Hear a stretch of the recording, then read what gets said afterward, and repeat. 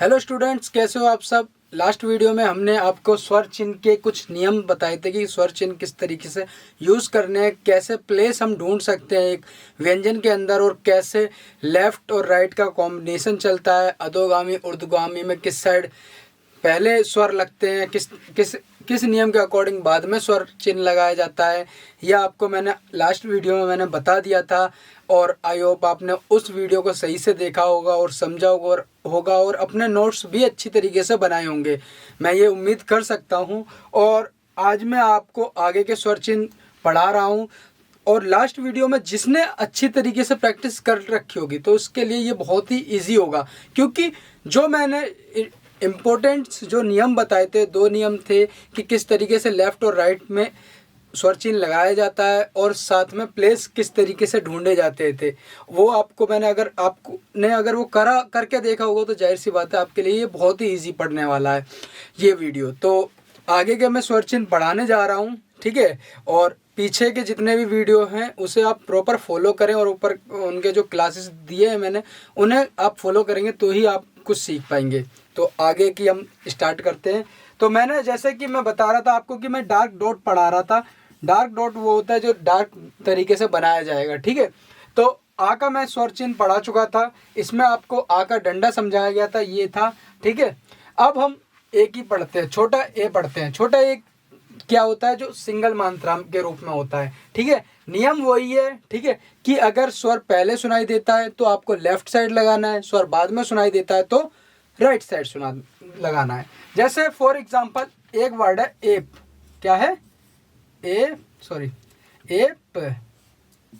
एक वर्ड है एप।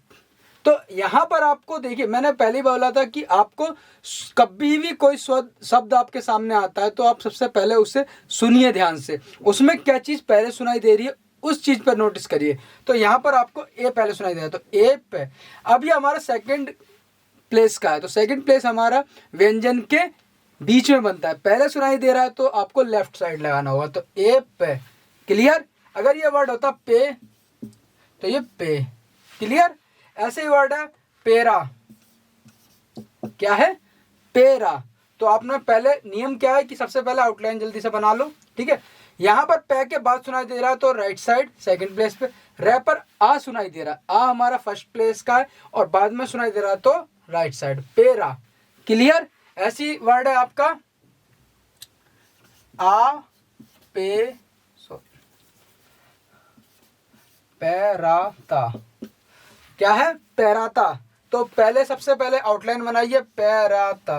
तो पै के बाद सुनाई दे रहा है तो पै।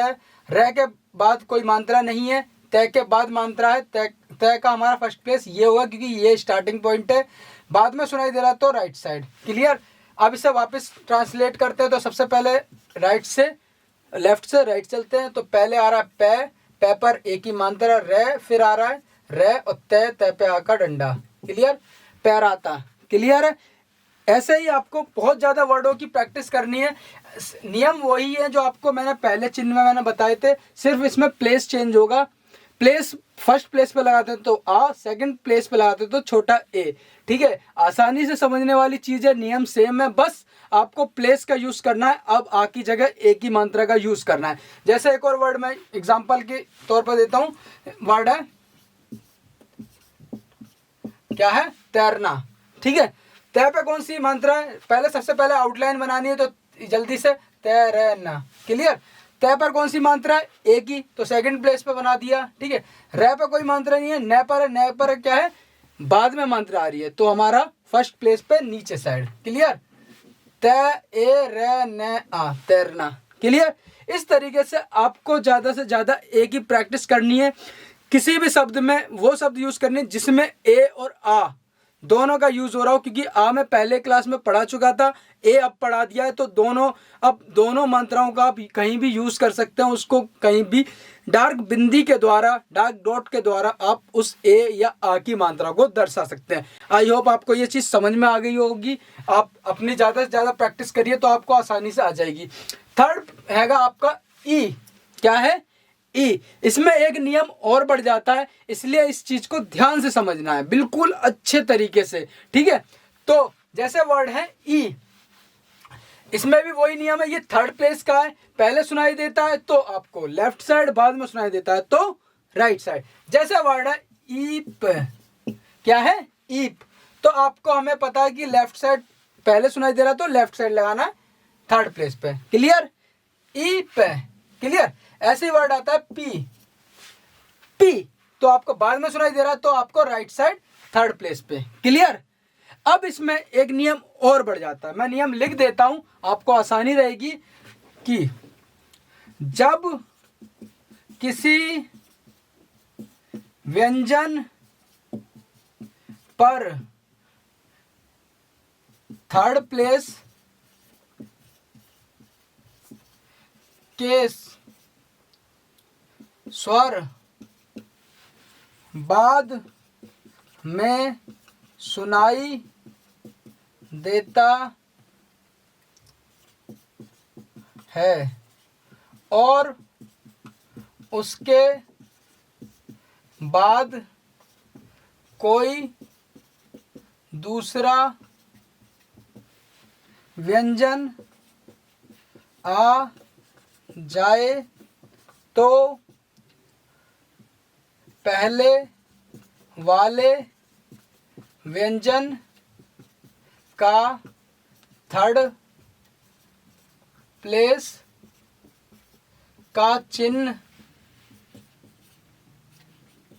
अगले व्यंजन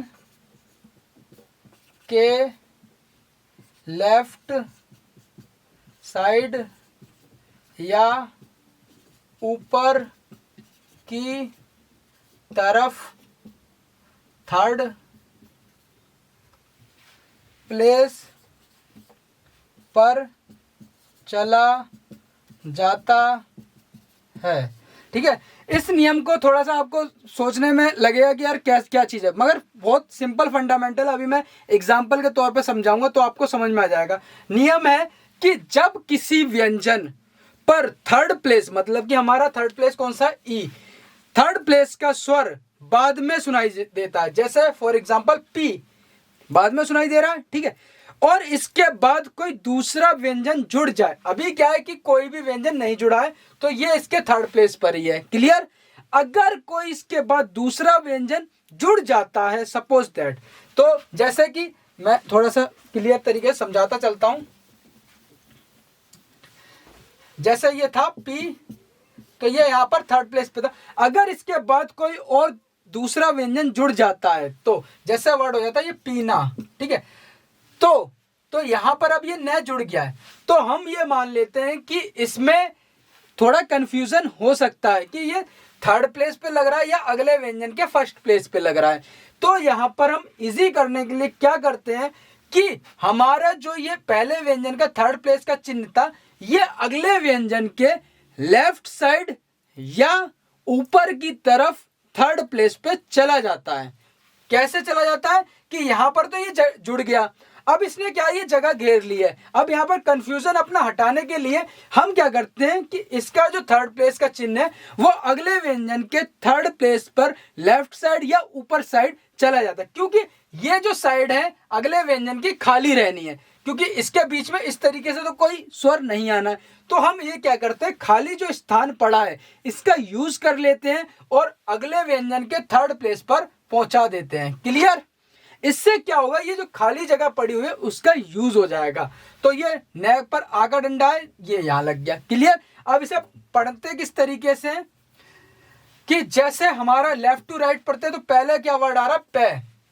अब हम इसका थर्ड प्लेस चेक करें, क्योंकि जाहिर सी बात है यहां पर व्यंजन जुड़ चुका है दूसरा, तो हमारा नियम ये रहेगा कि अगले व्यंजन के ऊपर साइड या लेफ्ट साइड पे तो ई नहीं पहुंचा या कोई और स्वर ट्रांसफर नहीं हुआ है। तो यहां पर हम देखेंगे तो यहां पर ये हमारा ई पहुंचा हुआ है, तो ये ई हो गया, ये हमारा न हो गया और ये आ का डंडा हो गया, क्लियर, ठीक है। ये स्थिति तब आती है जब हमारा स्वर थर्ड प्लेस का मतलब ई हमारा बाद में आए और उसके बाद कोई दूसरा व्यंजन जुड़ जाए।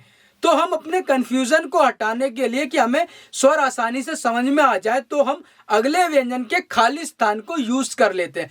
खाली स्थान कौन से होते हैं, लेफ्ट साइड के और ऊपर साइड के, और उसके थर्ड प्लेस पे जाकर वो बिंदु प्लेस हो जाता है। तो हमारे लिए ये एक क्या होता है कि खाली स्थान का हमने यूज कर लिया, कोई आगे कंफ्यूजन नहीं होगा आउटलाइन समझने में। तो सिंपल तरीके से क्या करते हैं, पे ई ने आ, पीना। क्लियर। ऐसे ही वर्ड एक और ये नियम जरूर नोट कर लेना, ठीक है, आपको समझने में आसानी होगी। ठीक है, मैं लिख भी दूंगा, खाली स्थान जैसे हम लिख देते हैं, थोड़ा सा आपको समझ में आ जाएगा।